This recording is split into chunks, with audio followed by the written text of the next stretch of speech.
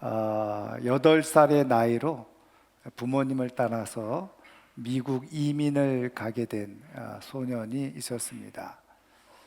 어른이 되어서 외국 땅에서 낯선 곳에서 생활하는 것도 쉽지 않고 힘든 일이겠는데, 어린 나이에 낯선 곳에서 언어도 다르고 문화도 다른 곳에서 생활하려고 하니까 많이 힘들었죠. 그래서 힘든, 어떻게 보면 이민 생활 속에서도 한 가지 위안을 얻은 것이 있었는데, 학교 체육 시간에 자신이 체조에 관심이 있고 또 체조에 재능이 있다는 것을 발견하게 되어졌죠. 그래서 이 소년은 그 다음부터 체육관에서 살기 시작합니다. 체조가 자신의 인생의 큰 기쁨이었고 또 자랑이었고 또 행복이었죠. 거기서 뛰고 구르며 땀을 흘리고 아무리 힘들어도 전혀 힘들게 느껴지지 않았던 겁니다. 왜냐하면 그것이 자신의 삶에 있어서 큰 기쁨이었기 때문에 그렇죠. 그래서 체육관은 이 소년에게 있어서는 기쁨의 장소였고 꿈의 공간이었고 희망의 공간이었습니다.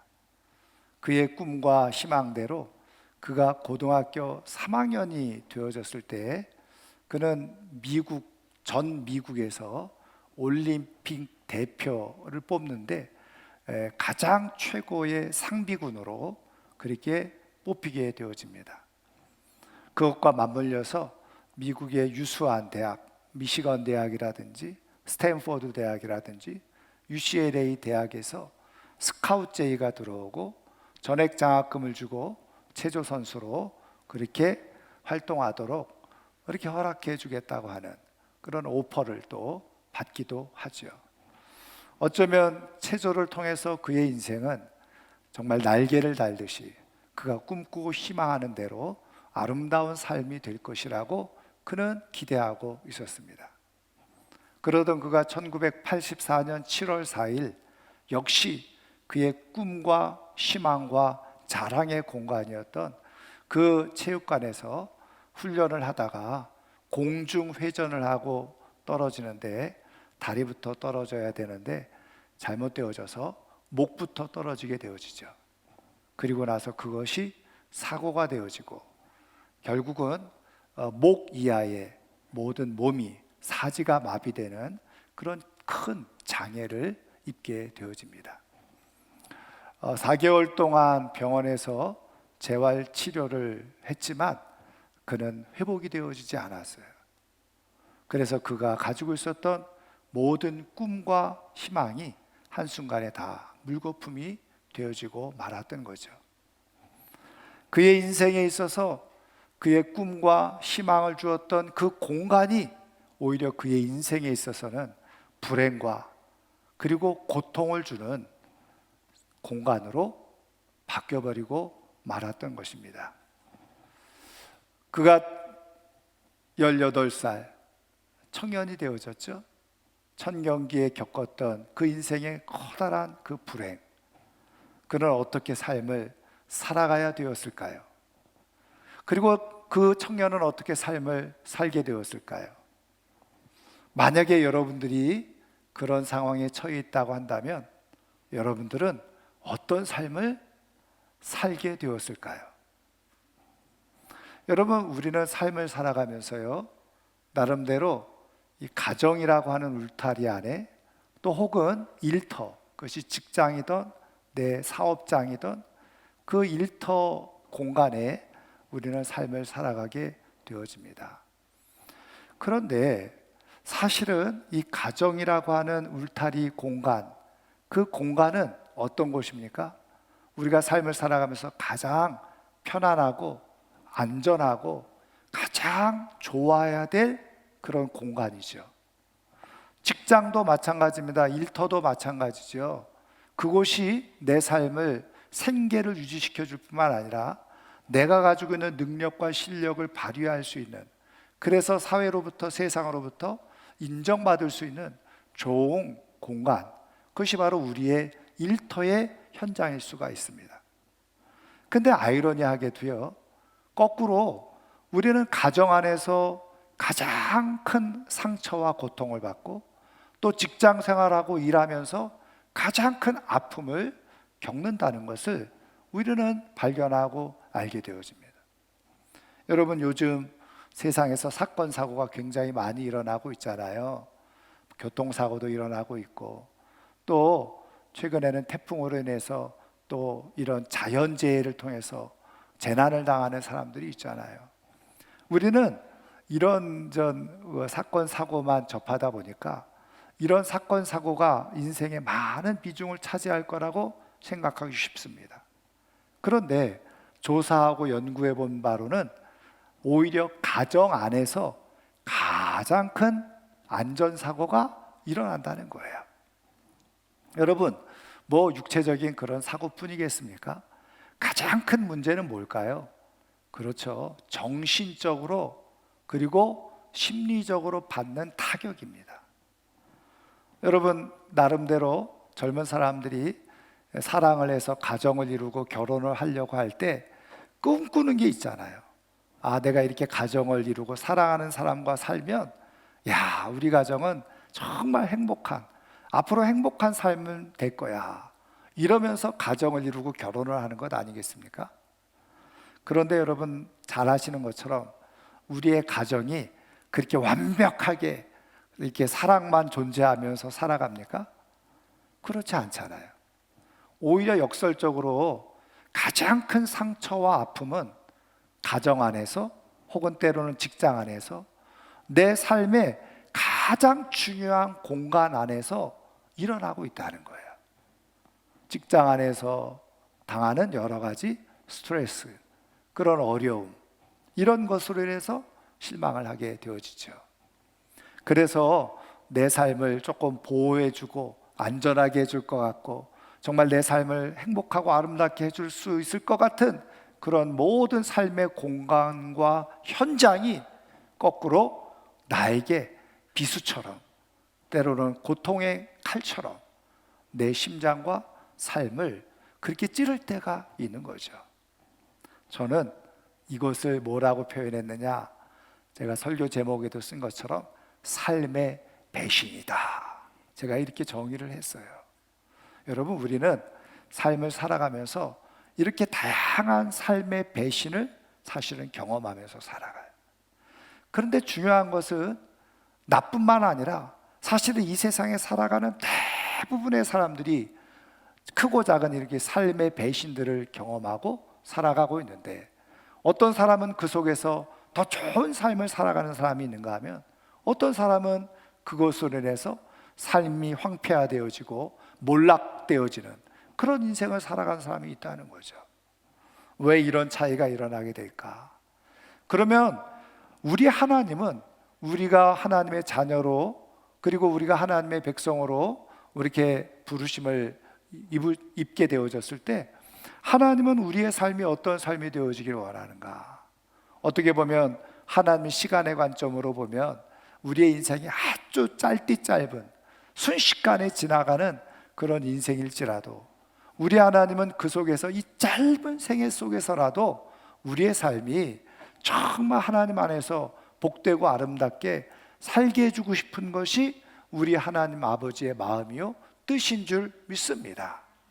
그래서 하나님은 이렇게 삶의 배신 속에서 그것을 어떻게 우리가 잘 극복하고 이겨나갈 수 있는지 하나님만의 처방을 가지고 우리에게 오늘도 말씀해 주고 계세요. 여러분, 하나님은 어떤 처방을 가지고 우리에게 말씀해 주실까? 오늘 우리가 읽은 말씀 속에서 하나님의 처방전을 우리가 받아들면요, 오늘 우리가 읽은 말씀은 예수님이 베드로를 제자로 삼는 그런 내용의 말씀이잖아요. 근데 그 현장이 어디냐? 바로 오늘 우리가 읽은 1절 말씀에는 게네사렛 호수, 이렇게 말씀해 주고 있는데, 다른 말로 말하면 갈릴리 호수죠. 그리고 디베랴 호수, 이게 다 같은 이 호수를 말하고 있는 그런 지명입니다. 그런데 여기에서 이제 예수님께서 베드로를 만나시는 장면이 오늘 우리가 읽은 내용인데요.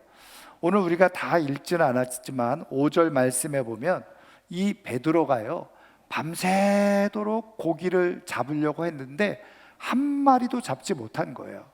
그리고 그가 이제 아침이 되어져서 바닷가에 와서 이제 빈 배를 가지고 그물을 정리하고 있을 때 예수님께서 사람들에게 말씀을 전하시다가 이 베드로에게 와가지고는 배를 요청하는 겁니다. 배에 올라타시더니, 그리고 나서는 뭇에서 배를 좀 띄워놓으라 이렇게 말씀하는 거예요. 근데 이제 오늘 말씀에 보면 베드로가 그대로 예수님의 요청대로 배를 물에서 띄우게 되어지죠. 여러분, 이 광경과 이 장면을 가만히 보면 우리는 예수님이 요구하니까 베드로가 그대로 했구나 이렇게 쉽게 생각할 수 있을지 모르겠습니다만은, 사실은 베드로의 입장을 조금 더 깊이 살펴보면 이렇게 하는 일이 그렇게 좋은 일만은 아니었다는 거예요. 베드로에게. 그게 무슨 말이냐면, 말씀드린 것처럼 베드로는 밤새도록 노동을 한 거예요. 오늘 우리식으로 말하면 야근 근무를 한 겁니다. 그런데 그 야근 근무가 정말 해피하고 좋았으면 괜찮았을 텐데, 뭔가 수확이 있었으면 좋았을 텐데, 이 베드로는 그렇지 못했던 거예요. 그냥 밤새도록 고생을 했는데 한 마리의 물고기도 잡지 못한 겁니다. 여러분, 우리가 잘 아는 것처럼 베드로는 어부였죠. 그 갈릴리 호수가, 바다가 그의 생업터였습니다. 그의 꿈의 공간이었고 희망의 공간이었고 삶의 중요한 공간이었어요. 그런데 그 삶의 공간에서 그는 배신을 당하고 만 거예요. 베드로가 이제까지 물고기를 잡아봤지만 한 번도 이렇게 한 마리도 잡아본 적은 없어요. 물고기가 때로는 많이 잡히기도 하고 적게 잡히기도 하고 몇 마리라도 잡힐 적은 있었지만 이렇게 한 마리도 잡지 못한 적은 한 번도 없었던 거예요. 여러분, 이랬을 때 베드로가 어떤 심정이었겠습니까? 그가 아침녘에 그렇게 배를 몰고 그 바닷가로 돌아왔을 때 그가 얼마나 피곤하고 힘들었겠어요. 여러분, 운동하는 선수들이요, 똑같은 시합을 하잖아요. 경기를 하는데, 그런데 이 경기를 하고 나서 이긴 선수들하고 진 선수들하고 많은 차이가 있는데, 이긴 선수들은 똑같은 시간을 경기를 하고도 피로도가 훨씬 덜하더라는, 그리고 그 다음이 몸이 회복하는 과정도 훨씬 빠르게 회복이 된다는 겁니다. 이유가 뭘까요? 승리했기 때문에, 이겼기 때문에 엔돌핀이 몸에서 막 발산이 되어지는 거예요. 엔돌핀이 발산되어지니까 어떻게 해요? 피로도가 급격히 줄어드는 거죠.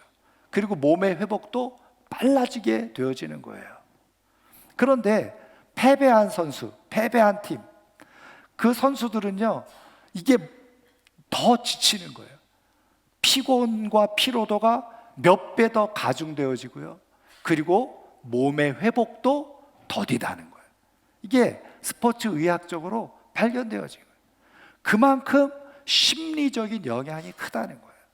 여러분, 그러니까 지금 베드로가 밤새도록 물고기를 잡았는데, 좀 물고기를 잡았으면, 좀 물고기가 많이 잡았으면 덜 피곤했을 거예요. 그런데 한 마리도 잡지 못한 거예요. 그러니까 피곤에 피곤, 스트레스에 스트레스, 더 힘든 지경에 놓여져 있게 되어진 거죠. 여러분, 이렇게 피곤에 쪄들어서 지쳐서 퇴근했는데 예수님께서 금을 깃고 있는 그 베드로에게 야, 배 좀 빌려달라. 그것도 뭐 예수님이 배 저어서 나가겠다는 것도 아니고 베드로 보고 배를 저어서 좀 나가달라고 그렇게 요청을 하는 거예요. 여러분 같으면 거기에 쉽게 아멘, 좋습니다 이렇게 반응할 수 있겠습니까? 여러분, 우리 뭐 고기를 안 잡아봐서 모른다 이렇게 얘기할지 모르겠지만 그냥 우리 생활 속에서 마찬가지예요. 내가 직장 생활 야근하고 돌아왔는데 만약에 부모님이 말이죠, 뭔가 심부름을 시킨다. 그럴 부모님 없겠지만 예를 들면 그렇다는 거예요. 그럴 때 내가 흔쾌하게 그것에 반응하고 기분 좋게 반응할 수 있는 사람이 있겠습니까? 그것도 예를 들면 그냥 야근하는데 정말 행복하고 기쁘고 좋은 일이 있었으면 괜찮았는데 야근하는 동안에 사고가 있고 막 상사에게 뭐 야단 맞고 말이죠. 그래서 피곤함이 더한 그런 상황 가운데서 뭔가 요구가 들어오면 그 요구를 쉽게 맞이할 수 있겠습니까? 그것도 말이죠, 내가 꼭 해야 되는 일이라고 한다면 할 수 없이 할 수도 있어요. 그런데 그런 일이 아닌 경우, 만약에 말이죠, 내가 이렇게 힘들고 어려운 상황 가운데 다 놓여져 있었는데 갑자기 전화 와가지고 아이고 오늘 교회에서 일이 있는데 봉사 좀 하지, 아유 오늘 우리 셀 모임 있는 거 알지, 그리고 셀 모임 좀 우리 모이지. 여러분 그럴 경우에 여러분 어떤 반응, 어떤 생각이 드시겠습니까? 짜증나네, 나는 이렇게 피곤하고 야근하고 힘들어 죽겠는데 무슨 셀 모임이야, 무슨 교회 예배야, 봉사야. 여러분 가정에서도 마찬가지잖아요. 가정에서도 실컷 말이죠, 부부싸움을 했어요. 자녀들이 막 사고를 쳐가지고 기분이 너무너무 안 좋아요. 그런데 잘 연락도 안 하던 셀리더 집사님, 권사님이 뜬금없이 전화 와가지고 오늘 셀리더 모임 있는 거, 셀 모임 있는 거 알지? 그러면 여러분 기분 좋게 알겠습니다, 나가겠습니다, 이럴 사람이 있어요? 별로 하고 싶지 않은 거예요. 나가고 싶지 않은 거예요. 여러분 참 예수님도 얄궂으시죠. 여러분 왜 예수님은 이런 상황에 오셔가지고 배를 요청하시냐는 거예요. 아니 조금 베드로가 조금 고기도 좀 많이 잡고 좀 여유롭고 기분도 좋을 때 와가지고 야 배 좀 빌려달라고 이렇게 얘기를 했으면 베드로도 좀 기분이 좋아가지고 고기 또 많이 잡았겠다. 아이고 그럼요, 얼마든지 쓰시죠, 그래서 제가 모시겠습니다, 그럴 수 있는 거 아니에요? 그런데 한 마리도 잡지 못해서 오히려 정말 마음에 큰 스트레스를 받고 마음의 상처를 입고 있는 베드로에게 예수님이 오셔서 배를 요구하신다? 여러분 예수님이 눈치가 없어도 한참 눈치가 없는 거죠.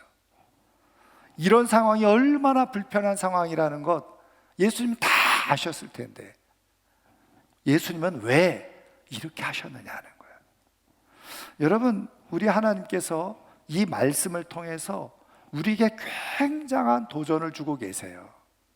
말씀드린 것처럼 우리는 삶을 살아가면서 내 삶의 공간 속에서, 현장 속에서 크고 작은 많은 상처를 받고 배신감을 느끼면서 삶을 살아가는데 그것을 치유하고 회복해서 정말 우리의 삶을 더 온전하게 살아갈 수 있는 길이 무엇이냐, 그것을 오늘 하나님은 말씀해 주고 계시는데 그때 하나님이 하시는 처방이 뭐냐, 예수님이 하시는 처방이 뭐냐, 바로 그런 순간에 예수님은 찾아오셔서 우리의 삶의 자리 속에 예수님이 거하기를 원하신다는 거예요. 여러분 근데 예수님께서 어떻게 오셔서 말씀합니까? 우리에게 예배의 배를 요청하시는 거예요. 봉사의 배를 우리에게 요청하시는 거예요. 여러분 이때에 여러분 이것을 그대로 받아들이기란 쉽지 않아요. 근데 하나님의 은혜와 기적의 역사는 어디서부터 일어나느냐? 바로 내가 이렇게 힘들고 스트레스 받고 어려울 때 나에게 요청해 오시는 그 주님의 요청을 내 기분과 감정을 다 내려놓고 그것을 그대로 받아들이게 될 때 그때 하나님의 치유의 역사와 회복의 역사와 기적의 역사가 일어나게 되어진다는 거예요. 저는 오늘 이 아침에 나온 우리 사랑하는 성도님들이 삶이 나를 배신하는, 그래서 내가 그 배신감 속에 상처를 입고 아픔을 겪고 그리고 절망을 겪는 그 순간에 나에게 찾아오셔서 말씀하시는 그 주님의 말씀을 잘 듣고 순종하는 가운데 치유와 회복, 더 나아가서 하나님께서 기적을 베푸시고 삶의 새로운 비전을 주시는 은혜를 입기를 주님의 이름으로 축원합니다. 그러면 여기서 우리가 한번 생각해 보아야 될 것은, 여러분, 베드로는 이렇게 피곤하고 스트레스 받고 지친 상황에서 예수님이 이렇게 와서 요구하실 때 그것을 어떻게 그대로 받아들일 수 있었느냐는 거예요. 여러분, 오늘 우리가 읽은 말씀에는 그 내용이 나와 있지 않는데, 그 앞에 우리 4장을 보시면요, 4장 38절 39절 말씀을 보세요. 여러분, 여기에 보면 어떤 일이 일어납니까? 예수님이 시몬의 집에 가셨다는 거예요. 근데 그 시몬의 장모에게 열병이 일어나는데 그걸 고쳐주신 거예요. 여러분, 여기 시몬은 누구죠? 바로 베드로잖아요. 그러니까 베드로가 아무것도 모르고 있었을 때에 예수님을 통해서 자신의 장모님의 열병이 고쳐지는 현장을 베드로는 경험한 거죠. 겪은 겁니다. 다른 건 몰라도 이런 능력보다도 더 중요한 것은 뭐예요? 죽어가는 우리 장모님을 고쳐주셨다라고 하는, 살려주셨다고 하는 그 은혜를 이 베드로는 기억하고 있었던 거죠. 그러니까 지금 피곤해요. 스트레스 받았어요. 너무너무 힘들어요. 빨리 들어가서 이제는 씻고 쉬고 싶어요. 그런데 예수님께서 예배의 배를 띄우라고 말씀하시는 거예요. 근데 나는 지금 몸은 힘들어 죽겠습니다. 천근만근인데, 그가 기억하고 깨달았던 건 뭐예요? 예수님으로부터 주어졌던 은혜. 아, 우리 장모님, 죽어가는 장모님을 이분이 고쳐주셨지. 그 은혜를 베드로는 기억한 거예요. 그러니까 그 은혜를 기억하고, 그래, 내가 조금 힘들지만, 내가 조금 피곤하지만, 야, 내가 지금 어려운 상황이지만 예수님이 말씀하시는 대로, 그래, 배를 좀 띄워드리지. 그리고서 순종한.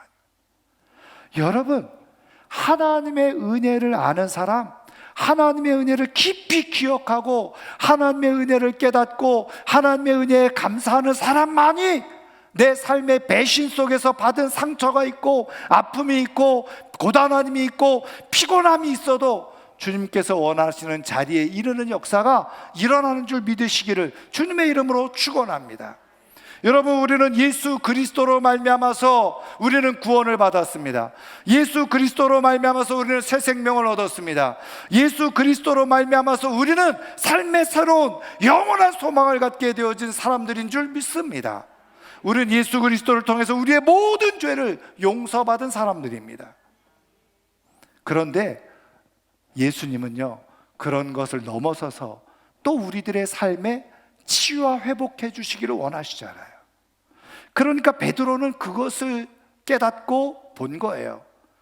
아, 내가 지금 이런 어려운 상황 가운데 있는데, 피곤한 상황 가운데 있는데 주님은 이것을 통해서 무엇인가 나에게 은혜를 베푸시고자 하는 뜻이 있겠구나. 그것을 깨닫고 몸은 피곤하고 마음도 고단하지만, 그리고 깊은 마음에 상함이 있었지만 그것을 뒤로 하고 예수님의 말씀을 따라 믿음으로 배를 띄운 거예요. 그런데 그곳에서 역사가 일어나기 시작한 거죠. 여러분, 이때 보세요. 그러면 배만 띄우면 바로 기적의 역사가 일어났습니까? 그렇지 않아요. 오늘 말씀 3절에 보면 배를 띄우고 거기에서 또 예수님은 어떻게 해요? 말씀을 가르치신 거예요. 저는요, 이때 그 옆에 있었던 혹은 뒤에 앉아 있었던 베드로 어떤 모습이었을까 상상을 해봤어요. 근데 말씀드린 것처럼 밤새도록 일했죠. 피곤하죠. 어쩌면 예수님이 말씀하실 때 뭐 잘 들을 수도 있었겠지만 막 졸음이 쏟아졌을 수도 있어요. 그런데 중요한 것은 예수님이 말씀하시는 곁에 머물러 있었다는 거예요. 그리고 나서 말씀이 다 끝나고 나서, 우리식으로 말하면 예배가 다 마치고 나서, 우리 셀 모임이 다 마치고 나서 예수님께서 뭐라고 말씀하신 거예요? 야, 깊은 데로 가서 그물을 내려보자. 그리고서 기적이 일어나는 거예요. 그 배가 다 가득 차서 그 배에 실을 수 없을 만큼 옆에 있는 배를 불러야 할 만큼, 그물이 찢어질 만큼 엄청난 역사가 일어나요. 배신을 경험했던 그 자리가 축복의 자리로 바뀌고 기적의 자리로 바뀌는 반전의 역사가 일어나게 되어졌던 거예요. 여러분, 그래서 오늘도 우리 주님은요, 우리를 사랑하셔서 우리에게 은혜를 베푸시고 우리의 상처난 마음들을 치유하시고 회복시키시기 위해서, 우리가 때로는 상한 마음을 가지고 있을 때, 스트레스를 받고 있을 때, 그리고 육체적인 고단함과 힘겨움을 가지고 있을 때라도 반드시 우리 주님은 그런 우리에게 찾아오셔서 제일 먼저 어떻게 해요? 말씀을 듣는 자리, 꾸벅꾸벅 졸아도 말씀을 듣는 자리에 나와 있어야지만 상한 마음이 회복되어지고 그 상한 배신감이 치유가 일어나고 거기서 새로운 삶의 기적의 역사가 나타난다는 것을 우리에게 말씀해 주고 계시는 거예요. 사랑하는 성도 여러분, 우리가 때로는 피곤하고 고단하고 때로는 내 가정 안에서 배신을 느끼고 상처를 받고 기대했던 삶이 되어지지 않아서 자꾸 무기력해지는 상황 속에서 주님께서 예배의 자리로 나와라, 봉사의 자리로 나와라, 그때 기쁘게 그 자리를 박치고 나아가서 정말 주님께서 우리를 치유하시고 회복하시고 새로운 삶으로 길을 열어주시는 은혜를 경험하며 살아갈 수 있기를 주님의 이름으로 축원합니다. 그래서 이 은혜를 아는 사람들은요, 내 몸은 고단하고 피곤해도 또 설령 예배에 가서 졸아도 그 예배에 가서 있는 거예요. 주님과 함께 있는 거예요. 주님의 임재 속에 있는 거예요. 그런데 이 은혜를 깨닫지 못한 사람들은 어떻게 할까요? 아이고, 예수님도 눈치도 없으시지, 지금 내가 빈털터리가 되어지고 아무것도 고기도 못 잡고 지금 내가 마음이 얼마나 상했고 기분 나쁜지, 아이고, 좀 고기 많이 잡을 때 오셔서 좀 말씀하시지. 지금 그럴 기분 아닙니다. 예수님이 배를 요청할 때 그러는 거죠. 그리고서 이렇게 얘기하죠. 저 옆에 다른 배 좀 이용하세요. 나는 지금 고단해서 죽겠습니다. 피곤해서 죽겠습니다. 지금 내 형편 안 보이세요? 저 옆에 좀 배 보세요. 저 배 고기도 많이 잡았고, 저 사람들 기분도 좋은데 저 사람들 가서 좀 배를 빌려달라고 요청 좀 하세요. 얼마든지 그럴 수 있었을 거예요. 그런데 베드로 그렇게 하지 않았죠. 왜 그랬어요? 하나님의 은혜를, 주님의 은혜를 알고 있었기 때문에 그렇습니다. 여러분, 이런 주님의 은혜를 알고 주님의 마음을 아는 사람들은요, 핑계대지 않죠. 회피하지 않죠. 그리고 다른 사람에게 그걸 전가하지 않습니다. 그것을 그대로 자기에게 주신 말씀으로 듣고 그대로 순종하는 거예요. 여러분, 우리가 만약 한번 생각해 보면, 만약에 말이죠, 베드로가 이런 하나님의 계획과 뜻을 모르고 피곤해 죽겠습니다, 오늘은 못하겠어요, 다음에 좀 오세요, 다음에 좀 내가 배 빌려드릴게요, 아니면 말씀드린 것처럼 나는 오늘 고단해서 안 되겠고 저 옆에 배 좀 빌리세요, 그렇다고 한다면 이 베드로의 삶에 이런 기적과 반전의 역사가 일어났을까요? 그것은 일어나지 않았을 거예요. 그런데 베드로가 이 주님의 은혜를 알고 내가 은혜를 갚아야지, 그런 마음으로 피곤하고 고단하지만 배를 띄웠을 때 거기서 기적이 일어나게 된 거예요. 사랑하는 성도 여러분, 오늘 주님은요, 얄궂게도요, 눈치가 없는 것처럼 보일지 모르지만 하나님의 계획과 뜻이 있어서 가장 힘든 상황에서, 가장 어려운 상황에서 우리에게 찾아오셔서 우리에게 예배의 배를, 또 믿음의 배를, 봉사의 배를 띄우기를 요청하신다는 사실을 믿으시기를 주님의 이름으로 축원합니다. 이때 은혜를 알고 그렇게 배를 힘들지만 띄운 사람에게는 기적이 있어요. 그러나 그것을 깨닫지 못하고 부정하고 거부하고 피곤하니 안 됩니다 했던 사람에게는 그 기회를 잃어버리고 마는 거예요. 저는 오늘 이 아침에 나온 우리 모든 성도님들이 우리 주님께서 때로는 눈치 없이 우리에게 오셔서, 내가 막 그냥 가정 안에서 막 마음이 상한 채로 있는데, 부부 때문에 또 자녀 때문에 직장에서 막 스트레스 받아서 좀 쉬고 싶을 때 꼭 불러내는데, 그때 내가 주님이 부르시면 내가 어디든지 가겠습니다, 하고 함께 예배 자리에, 모임의 자리에 참여하고 그 속에서 말씀을 통해서 회복을 경험하고 은혜를 경험하고 더 나아가서 새로운 삶의 비전을 경험하고 삶을 아름답게 이겨나갈 수 있는 하나님의 사람들 되기를 주님의 이름으로 축원합니다. 여러분, 앞서 말씀드린 그 청년이 그가 이제 인생에 어떻게 보면 깊은 불행과 절망을 경험한 거잖아요. 그가 꿈꾸던 공간, 희망의 공간, 그의 자랑의 공간이 한마디로 말하면 그 인생의 저주처럼 느껴지고 불행의 공간처럼 다시는 그곳에 가고 싶지 않은 그런 생각이 들었을지도 몰라요. 그런데 그가 4개월 동안 재활을 하는 가운데서 비록 몸은 다 움직일 수 없는 상황 가운데 있었지만 그는 거기서 새롭게 하나님을 경험하기 시작하죠. 그리고 하나님이 나를 왜 이런 상황 가운데 두고 계시는가, 그것을 깊이 생각하고 기도하기 시작했어요. 그랬을 때 하나님께서 그에게 깨우쳐 주시고 깨닫게 해주시는 것이 있었죠. 전에는 체조, 몸을 움직여서 자기의 삶을 살아가는 것이라고 했다면 지금 머리 위로는 보고 듣고 생각하고 말하고 다 할 수 있었잖아요.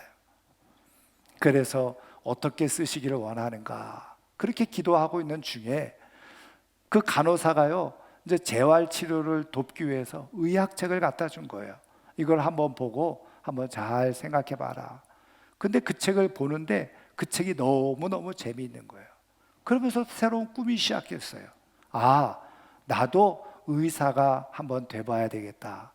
비록 몸은 움직이지 못하지만 이렇게 말로라도 사람들을 치유하고 회복할 수 있는, 그래서 재활 치료를 전공하게 되었죠. 나와 같이 사고로 장애를 입은 사람들을 내가 어떻게 하면 도와줄 수 있을까? 그러면서 의학 공부를 하게 되어지죠. 그래서 대학을 나오고 그리고 이제 전문의가 되어져서 재활치료 전문의가 되어진 거예요. 여러분, 이분이 쓴 책이 있습니다. 오래되긴 했습니다만은 기적은 당신 안에 있습니다. 이승복 박사의 이야기인 거예요. 여러분, 그가 삶의 배신을 느꼈지만 어린 나이 18살의 나이였음에도 불구하고 그 속에서 하나님을 경험하고 하나님을 알고 하나님을 예배하고 하나님께 기도하는 자리에 머물렀을 때 그에게는 전혀 다른 새로운 삶의 더 귀한 삶의 기회들이 그에게 주어졌던 것을 볼 수가 있습니다. 오늘 우리 예수님은요, 우리의 삶에 가장 어둡고 힘들 때 찾아오셔서 그때 찾아오셔가지고 베드로에게 예를 들면 아이고 베드로야 고생 많았다, 그래 너 힘들지, 애썼다, 가서 쉬어라, 그렇게 말씀하신 게 아니에요. 야, 말씀을 듣는 자리에 함께 있자, 그렇게 요청하신 거예요. 여러분, 오늘도 우리 주님은요, 하나님의 말씀을 듣는 자리에 있는 사람에게 은혜를 베푸세요. 역사를 베푸세요. 여러분, 힘들고 고단해도 우리 주님께서 말씀하시는 자리에 그대로 함께 머물러 있어서 우리가 치유되어지고 회복되어지고 삶의 새로운 비전을 갖고 살아갈 수 있는 하나님의 사람들 되기를 주의 이름으로 축원합니다. 이제 말씀을 마치려고 하는데요, 제가 잘 아는 목사님이 겪었던 이야기를 하시는 것을 제가 듣고 감동이 됐어요. 이 목사님이 군산에서 부목사로 그렇게 이제 심우하고 있었을 때 이 담임 목사님이 외부 부흥 강사로 많이 다녀서 주로 이 부목사님이 교회를 다 돌봐야 되는 그런 상황이었대요. 그래서 나름대로 막 열심히 애쓰고 수고하고 그런 상황 가운데 있는데 한 번은 그 교회에 부흥회가 있었다는 겁니다. 근데 부흥 강사가 와가지고 설교를 하면서 모세와 여호수아 얘기를 하면서 자기 뒤에 있었던 자기를 불러내더라는 거예요. 그래가지고 이 부흥 강사 목사님이 불러내더니 자기 머리를 막 때리면서 여호수아처럼 순종해야 된다고 막 야단을 치더라는 거예요. 모든 성도들이 보는 앞에서. 그때 이 목사님이 얼마나 부끄러움과 수치스러움을 많이 느꼈는지, 그게 마음에 엄청난 상처가 되어져요. 자기에게 위로가 되고 힘이 되어야 될 교회에서 오히려 엄청난 상처를 입게 되어져요. 그러니까 그때부터 소화도 제대로 안 되고 그냥 사역하기가 싫어지고 말이죠. 그래서 정신적으로 문제까지 막 있는 것 같아서 병원까지 갔다는 거예요. 그래서 정신과 의사가 상담을 하면서 도대체 무슨 일을 하냐고, 그래서 목사라고 그랬더니 당신이 정말 살려면 목사를 그만두라고 그렇게까지 진단이 내려졌다. 근데 어쨌든 이 목사님은 그렇게 말해주는 게 자기를 이해해 주는 것 같아서 마음이 한편 좋아졌다는 거예요. 근데 어쨌든 그 부흥사 목사님이 그 다음부터 뭐 신문에 이렇게 나오고 어느 교회 가서 집회한다고 사진 나오고 그러면 막 찢어버렸다는 거예요. 마음속에 분노와 원한이 그대로 있었던 거예요. 그런데 어느 날 말이죠, 그 지역에 이분이 연합 집회하는데 또 부흥 강사로 초청이 된 거예요. 거기에다가 이 목사님 보고 그 예배, 여러 예배가 있는데 사회를 한번 보라고 그렇게 말하더라는 거예요. 근데 이 목사님이 그거를 하고 싶겠어요? 하기 싫겠어요? 당연히 하기 싫은 거예요. 그래가지고 어떻게 하나, 하기 싫다고 그렇게 말하기는 어렵고 해야 될 것 같은데 하기는 싫고 내가 몸이 아프다고 그럴까? 차라리 병원에 입원할까? 막 이런 고민을 하면서 하나님 앞에 기도를 한 거예요. 근데 그때마다 하나님께서 주시는 말씀은 뭐냐면 예배를 인도하라는 말씀이었어요. 예배를 진행하라는 말씀이었어요. 근데 단순히 예배 인도만 하는 게 아니라 여러분 아시는 것처럼 부흥강사 목사님 소개를 해야 되잖아요. 그렇게 소개를 하면 그냥 잘 소개를 해야 되잖아요. 근데 또 성령께서 마음속에 야, 그 부흥강사 목사를 소개할 때 정말 기쁘게 좋은 것만 잘 성도들이 감동을 받도록 그렇게 소개하라고 또 마음에 그런 감동을 주시더라. 그래서 죽어도 못한다고 그거는 그랬다는 거예요. 그래도 어떻게 해요? 다 순서지가 나오고 결국은 자기가 예배 인도를 하게 되어졌다.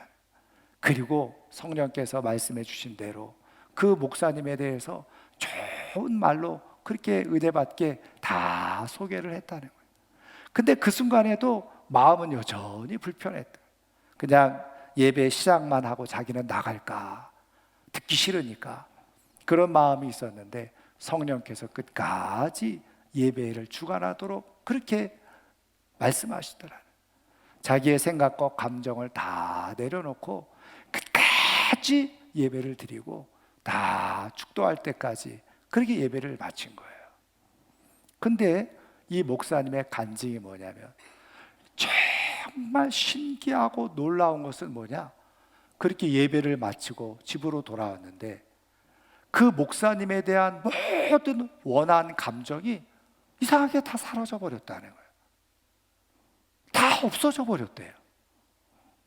그리고 더 놀라운 사실은 그 일이 있고 난 이후에 서울에서 가장 큰 교회 부목사로 다시 부름을 받게 되어지고 거기서 사역 잘하다가 부산으로 담임 목사로까지 오게 되어지는 그런 은혜와 역사들이 일어나게 되더라는 거예요.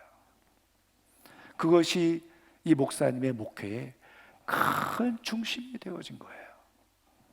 여러분, 하나님은요 상처받은 우리의 마음속에 오세요. 그리고 우리의 삶의 배신을 경험했을 때 그때 찾아오세요. 근데 그때 오셔가지고 그래 너 힘들지 아프지 그만둬라 이렇게 말씀하시는 게 아니라 그래 내가 나와 함께 있자구나, 나를 예배하는 자리에 있어라, 예배의 배를 띄워라, 봉사의 배를 띄워라 이렇게 말씀하세요. 그때 내가 기꺼이 내 감정을 내려놓고 내가 예배의 배를 띄우고 믿음의 배를 띄우고 봉사의 배를 띄울 때 거기서부터 기적이 시작되어지는 역사가 일어나게 되는 줄 믿으시기를 주의 이름으로 축원합니다. 여러분, 오늘 하나님은 배신의 현장 속에 있는 우리들에게 치유를 해주고 싶어 하세요. 회복시켜주고 싶어 하세요. 그 치유와 회복, 더 나아가서 하나님 주시는 놀라운 삶의 새로운 비전들 잘 발견해서 복되게 살아갈 수 있는 하나님의 사람들 되기를 주님의 이름으로 축원합니다. 축원합니다.